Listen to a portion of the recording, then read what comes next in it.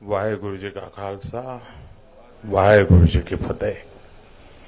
जो बोले सो निहाल, सत श्री अकाल। गुरु पर्व के पवित्र पर्व के इस आयोजन पर हमारे साथ उपस्थित सरकार में मेरे सहयोगी श्री हरदीप सिंह पुरी जी, श्री जॉन बारला जी, राष्ट्रीय अल्पसंख्यक आयोग के चेयरमैन श्री लालपुरा जी, सिंह साहब भाई रणजीत सिंह जी, श्री हरमत सिंह कालका जी और सभी भाइयों बहनों, मैं आप सभी को और सभी देशवासियों को गुरु पर्व की, प्रकाश पर्व की ढेर सारी शुभकामनाएं देता हूं। आज ही देश में देव दीपावली भी मनाई जा रही है। विशेषकर काशी में बहुत भव्य आयोजन हो रहा है। लाखों दियों से देवी देवताओं का स्वागत किया जा रहा है। मैं देव दीपावली की भी हार्दिक शुभकामनाएं देता हूं।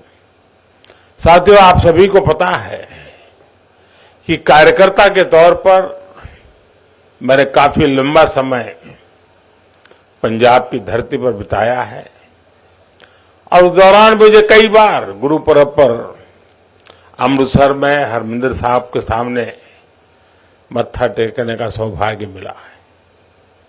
अब मैं सरकार में हूं तो इसे भी मैं अपना और अपनी सरकार का बहुत बड़ा सौभाग्य मानता हूं कि गुरुओं के इतने अहम प्रकाश पर्व हमारी ही सरकार के दौरान आए। हमें गुरु गोविंद सिंह जी के 350वें प्रकाश पर्व मनाने का सौभाग्य मिला। हमें गुरु तेग बहादुर जी के 400वां प्रकाश पर्व मनाने का सौभाग्य मिला। और जैसा अभी बताया गया, लाल किले पर तो बहुत एक ऐतिहासिक और पूरे विश्व के एक संदेश देने वाला कार्यक्रम था। 3 साल पहले हमने गुरु नानक देव जी का 550वां प्रकाशोत्सव भी पूरे उल्लास से देश और विदेश में मनाया है। साथियों, इन विशेष अवसरों पर देश को अपने गुरुओं का जो आशीर्वाद मिला, उनकी जो प्रेरणा मिली, वो नए भारत के निर्माण की ऊर्जा बढ़ा रही है। आज जब हम गुरु नानक देव जी का 553वां प्रकाश पर्व मना रहे हैं तो ये भी देख रहे हैं कि इन वर्षों में गुरु आशीर्वाद से देश ने कितनी ऐतिहासिक उपलब्धियां हासिल की है। साथियों, प्रकाश पर्व का जो बोध सिख परंपरा में रहा है, जो महत्व रहा है, आज देश भी उसी तन्मयता से कर्तव्य और सेवा परंपरा को आगे बढ़ा रहा है। हर प्रकाश पर्व का प्रकाश देश के लिए प्रेरणा पुंज का काम कर रहा है। ये मेरा सौभाग्य है कि मुझे लगातार इन अलौकिक आयोजनों का हिस्सा बनने का, सेवा में सहभागी होने का अवसर मिलता रहा है। गुरु ग्रंथ साहब को शीश नवाने का ये सुख मिलता रहे, गुरुबानी का अमृत कानों में पड़ता रहे और लंगर के प्रसाद का आनंद आता रहे, इससे जीवन के संतोष की अनुभूति भी मिलती रहती है और देश के लिए, समाज के लिए समर्पित भाव से निरंतर काम करने की ऊर्जा भी अक्षय बनी रहती है। इस कृपा के लिए गुरु नानक देव जी और हमारे सभी गुरुओं के चरणों में जितनी बार भी नमन करूं वो कम ही होगा। साथियों, गुरु नानक देव जी ने हमें जीवन जीने का मार्ग दिखाया था। उन्होंने कहा था, नाम जपो, कीरत करो, वंड छको, यानी ईश्वर के नाम जप करो, अपने कर्तव्य पर चलते हुए मेहनत करो और आपस में मिल बांट करके खाओ। इस एक वाक्य में आध्यात्मिक चिंतन भी है, भौतिक समृद्धि का सूत्र भी है और सामाजिक समरसता की प्रेरणा भी है। आज आजादी के अमृत काल में देश इसी गुरु मंत्र पर चलकर 130 करोड़ भारतवासियों के जीवन कल्याण की भावना से आगे बढ़ रहा है। आजादी के अमृत काल में देश ने अपनी संस्कृति, अपनी विरासत और हमारी आध्यात्मिक पहचान पर गर्व का भाव जागृत किया है। आजादी के अमृत काल को देश ने कर्तव्य की पराकाष्ठा तक पहुंचाने के लिए कर्तव्य काल के रूप में माना है और आजादी के इस अमृत काल में देश समता, समरसता, सामाजिक न्याय और एकता के लिए सबका साथ, सबका विकास, सबका विश्वास और सबका प्रयास के मंत्र पर चल रहा है। यानी जो मार्गदर्शन देश को सदियों पहले गुरुवाणी से मिला था, वो आज हमारे लिए परंपरा भी है, आस्था भी है और विकसित भारत का विजन भी है। साथियों, गुरु ग्रंथ साहब के रूप के हमारे पास जो अमृत वाणी है, उसकी महिमा, उसकी सार्थकता समय और भूगोल की सीमाओं से परे है। हम ये भी देखते हैं कि जब संकट बड़ा होता है तो समाधान की प्रासंगिकता और भी बढ़ जाती है। आज विश्व में जो अशांति है, जो अस्थिरता है, आज दुनिया जिस मुश्किल दौर से गुजर रही है, उसमें गुरुओं साहब की शिक्षाएं और गुरु नानक देव जी का जीवन एक मशाल की तरह विश्व को दिशा दिखा रहा है। गुरु नानक जी का प्रेम का संदेश बड़ी से बड़ी खाई को पाट सकता है और इसका प्रमाण हम भारत की धरती से ही दे रहे हैं। इतनी भाषाएं, इतनी बोलियां, इतने खान पान, रहन सहन के बावजूद हम एक हिंदुस्तानी होकर रहते हैं, देश के विकास के लिए खुद को खपाते हैं। इसलिए हम जितना अपने गुरुओं के आदर्शों को जिएंगे, हम जितना आपसी विभेदों को दूर करके एक भारत श्रेष्ठ भारत की भावना को मजबूत करेंगे, हम जितना मानवता के मूल्यों को प्राथमिकता देंगे, हमारे गुरुओं की वाणी उतनी ही जीवंत और प्रखर स्वर से विश्व के जन जन तक पहुंचेगी।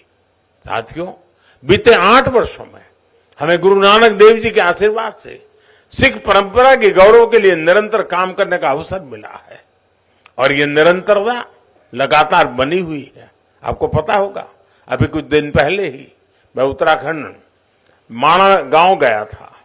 इस यात्रा में मुझे गोविंद घाट से हेमकुंड साहब के लिए रोपवे प्रोजेक्ट के शिलान्यास का सौभाग्य मिला।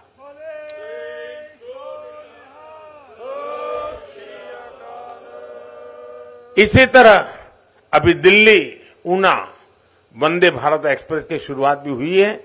इससे आनंदपुर साहब जाने वाले श्रद्धालुओं के लिए एक नई आधुनिक सुविधा शुरू हुई है।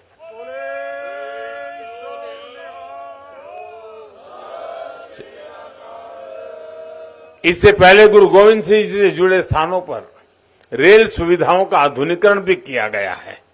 हमारी सरकार दिल्ली कटरा अमृतसर एक्सप्रेसवे के निर्माण में भी जुटी है। इससे दिल्ली और अमृतसर के बीच दूरी 3-4 घंटे कम हो जाएगी। इस पर हमारी सरकार 35,000 करोड़ रुपए से अधिक खर्च करने जा रही है। हरमंदिर साहब के दर्शनों को आसान बनाने के लिए यह भी हमारी सरकार का एक पुण्य प्रयास है। और साथियों, ये कार्य केवल सुविधा और पर्यटन की संभावनाओं का विषय नहीं है, इसमें हमारे तीर्थों की ऊर्जा, सिख परंपरा की विरासत और एक व्यापक बोध भी जुड़ा है। ये बोध सेवा का है, ये बोध स्नेह का है, ये बोध अपनेपन का है, ये बोध श्रद्धा का है। मेरे लिए शब्दों में बताना कठिन है, जब दशकों के इंतजार के बाद करतारपुर साहिब कॉरिडोर खुला था। हमारा प्रयास रहा है कि सिख परंपराओं को सशक्त करते रहें, सिख विरासत को सशक्त करते रहें। आप भली भांति जानते हैं कि कुछ समय पहले अफगानिस्तान में किस तरह हालात बिगड़े थे।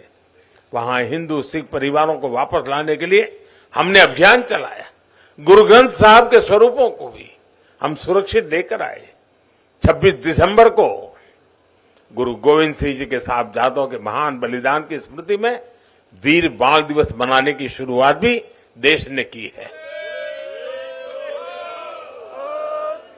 देश के कोने कोने में भारत की आज की पीढ़ी, भारत की आने वाली पीढ़ियों ये जाने तो सही कि इस महान धरती की क्या परंपरा रही है। जिस धरती पर हमने जन्म लिया, जो हमारी मातृभूमि है, उसके लिए साहबजादों जैसा बलिदान देना कर्तव्य की वो पराकाष्ठा है जो पूरे विश्व इतिहास में भी कम ही मिलेगी। साथियों, विभाजन के हमारे पंजाब के लोगों ने, हमारे देश के लोगों ने जो बलिदान दिया, उसकी स्मृति में देश ने विभाजन विभीषिका स्मृति दिवस की शुरुआत भी की है। विभाजन के शिकार हिंदू सिख परिवारों के लिए हमने सीएए कानून बनाकर उन्हें नागरिकता देने का भी एक मार्ग बनाने का प्रयास किया है। अभी आपने देखा होगा, गुजरात ने विदेश में पीड़ित और प्रताड़ित सिख परिवारों को नागरिकता देकर उन्हें एहसास दिलाया है कि दुनिया में सिख कहीं भी है, भारत उसका अपना घर है।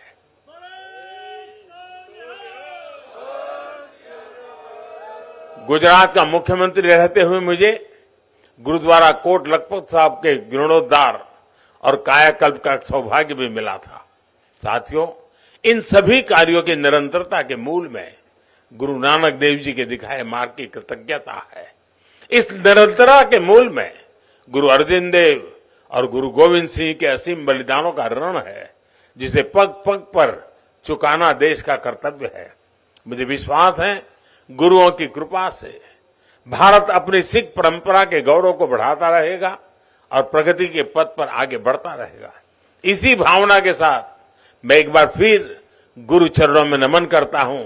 एक बार फिर आप सभी को, सभी देशवासियों को गुरु पर्व की अनेक अनेक शुभकामनाएं देता हूं। बहुत बहुत धन्यवाद। सोनिहाल। इंडिया टीवी हर वक्त हर जगह डाउनलोड करने के लिए सर्च करें India TV news Google play store या ऐप स्टोर पर।